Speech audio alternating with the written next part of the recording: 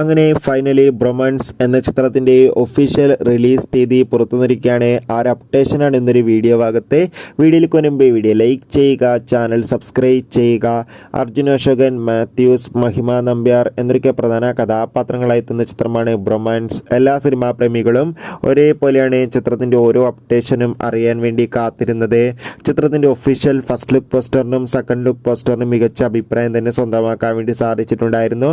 Finally bromance എന്ന ചിത്രം ഈ വരുന്ന 2025 ഫെബ്രുവരി മാസം 14 തീയതി തിയേറ്ററുകളിൽ എത്തുമെന്ന് ഒഫീഷ്യലായി കൺഫേം ആക്കിയിട്ടുണ്ട്. എന്തായാലും ചിത്രത്തിൻ്റെ റിലീസിനായി നമുക്ക് കാത്തിരിക്കാം. എത്ര പേരാണ് ഈ ചിത്രത്തിൻ്റെ റിലീസിനായി കാത്തിരിക്കുന്നത് തീർച്ചയായും കമൻറ്റ് ബോക്സിൽ രേഖപ്പെടുത്തുക. ചിത്രത്തിൻ്റെ ട്രെയിലർ ടീസർ ഉടൻ തന്നെ പുറത്തുവരും.